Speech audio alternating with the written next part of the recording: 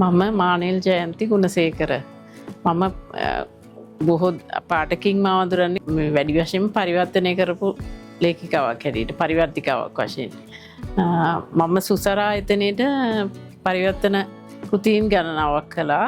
මේ එයින් වැඩිපුරම අවධානයට ලක්වෙන පොතක් විදිහට කියන්න පුළුවන් හෙලන් මොස් කියන බ්‍රිතාන්‍ය ලේඛිකාවගේ ත්‍රාස ජනක දූපතේ කතා මාලාව ඇඩ්වෙන්චර් අයිලන්ඩ් කියන නමින් තමයි ඒ ඉංග්‍රීසි පොත එළියට ඇවිත් තියෙන්නේ. ඉතින් ඒ පොතේ පරිවර්තන පෙළක් මම කරා.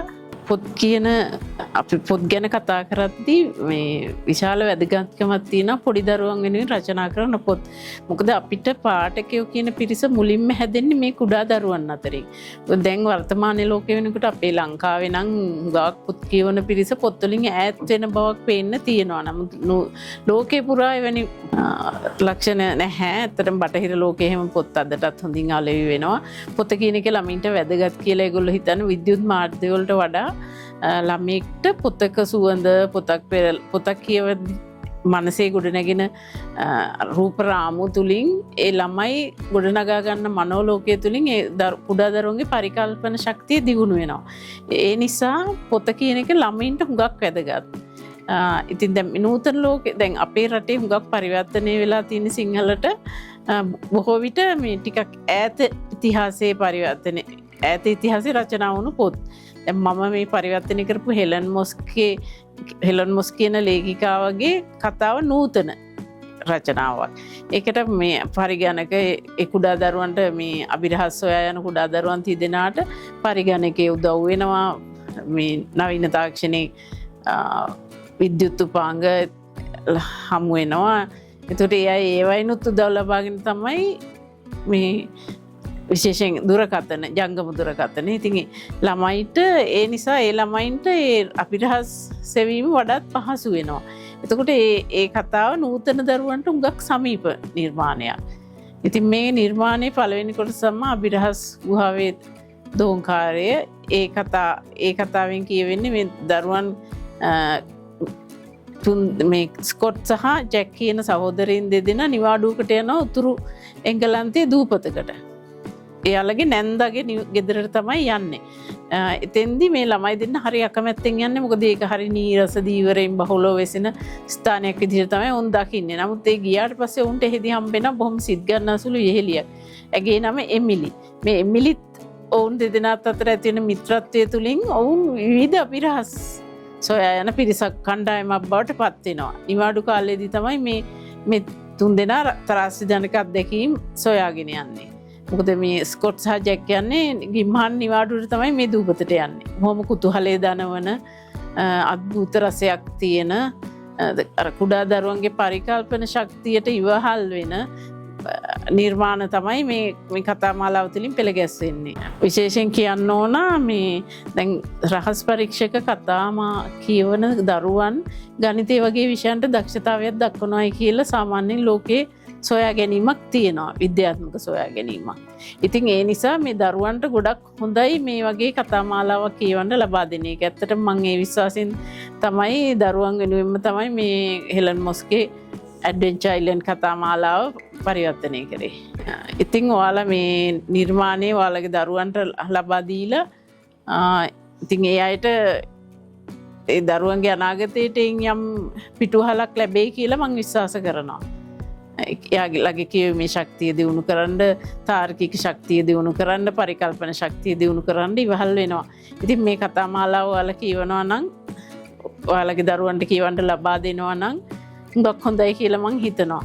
ඇත්තටම අපි මේ දරුවන්ගේ පොත් කියවීම ගැන කියද්දී ඉතින් මේ තරංකාරී අධ්‍යාපන රටාව තුළ ළමයින්ව පොත් කියවීම හුඟක් දුරට ඈත් කරනවා. මං හිතන්නේ ඒකට මව්පියොත් වගේ කියන්න ඕනේ. ඒ අයට දරුවන්ට පොත කියන එක විවිධ විෂය සම්බන්ධ පොත්පත් කියවීම දරුවන්ට හුඟක් වැදගත්.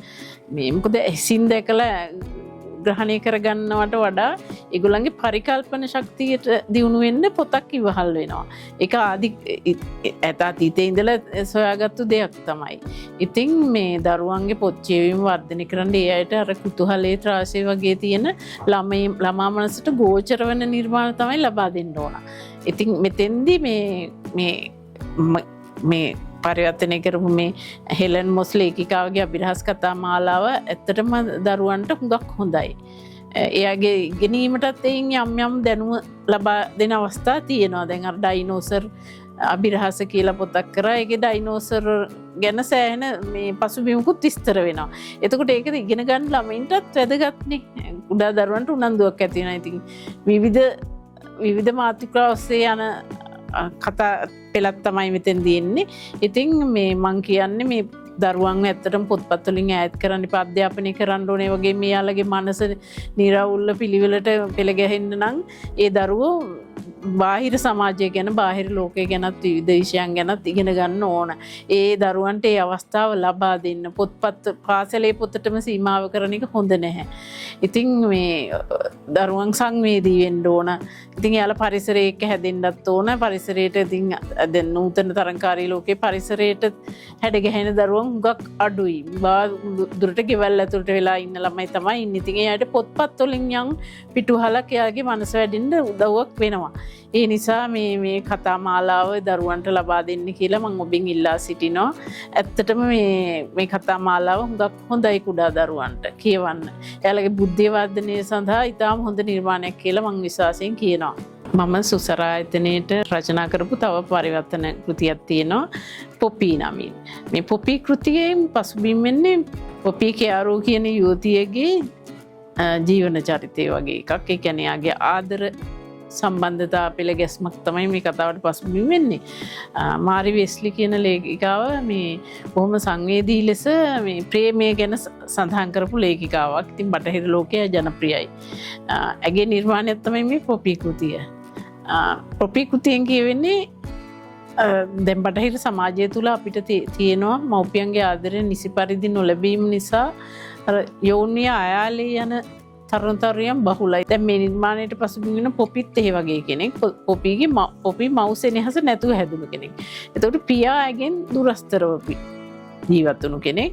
එතකොට පියාගේ ආදරය වර්ධව වටහා ගන්නවා පියාගේ දැඩි තීරණයෙන්. ඒ නිසා එයා නිවසින් ගිහිල්ලා වෙනත් තරුණයෙකු සමග ජීවත් වෙනවා. අන්තිමේදී තමා මුලාවකට අහුණා කියන එක පොපි තේරුම් ගන්න හුඟක් ප්‍රමාද වෙලා. ඒ වෙද්දී එයා දැන් තාත්තව බලන්න යනකොට යන වෙලාවේ දැන් තමාතින් උණු අත පසුවීම ගැන පසුතැවීමෙන් තමයි යන්නේ. ඒ යන වෙලාවේදී ඇගේ පියා අවසන් හුස්ම හෙළනවා. ඔහු මේ යන්නේ පොපීට විශාල ධනයක් ඉතිරි කළා. නමුත් පොපී ඒ ගැන දැනගෙන හිටියේ නැහැ.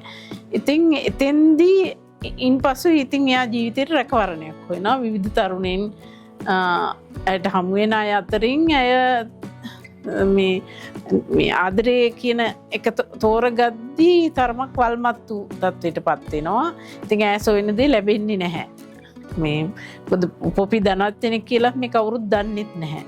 ඒ ගැන නොකිය තමයි මේ ජීවිතේට රැකවරණයක් හොයන්නේ. එතෙන්දී ඇයට අන්තිමට තමයි මේ වගේ කෙනෙක්ව හමු වෙන්නේ. ඔහු වෘත්තීය වශයෙන් කරන්නේ මේ ඌරන් නැති කිරීම. ඉතින් ඒක එච්චර පොපීට ගෝචර වෙන දෙයක් නෙමෙයි. නමුත් අන්තිමේදී ඔහු තුළ ඉන්න මේ තාම සුන්දර මිනිසෙක් සිටින බව වටහාගෙන පොපී ඔහු සමග ආදරෙන් බැඳෙනවා. ඒ ගැන තමයි මේ පොපී කතාවෙන් කියවෙන්නේ. ඉතින් ඒක බොහොම සුන්දර ප්‍රේම කතාවක් කියන්න පුළුවන්.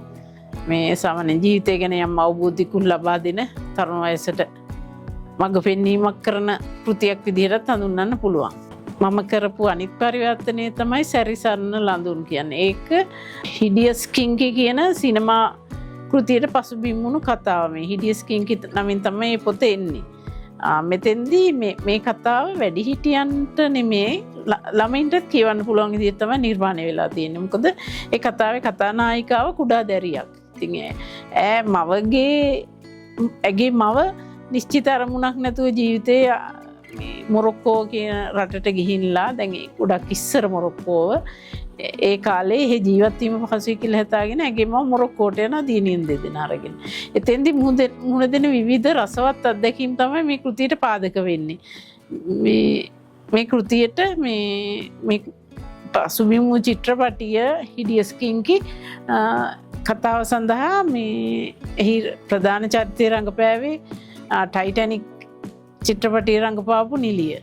ඉතින් ඒ නිසා මේ කෘතිය මේ සිනමා නිර්මාණයක් විදිහටත් මෙය තරමදුරේ ජනප්‍රිය වෙලා තියෙනවා.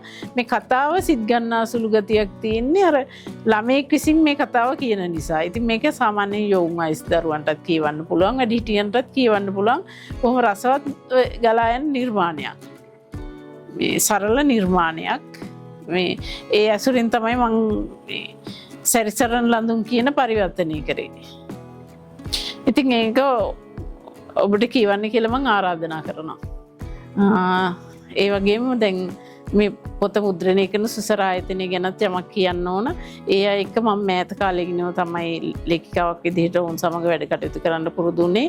ඉතින් ඒදී මට අවබෝධ වුණු එක දෙයක් තමයි වුන් පොත්වල ගුණාත්මක භාවය ගැන ඉතා හොඳින් අවධානය යොමු කරන පිරිසක්. ඉතින් පොතක් නිර්මාණය කරද්දී අපි ලියවෙද්දී අපි අතින් වෙන ව්‍යාකරණ වැරදි බව ඒගොල්ලෝ සකස් කරනවා.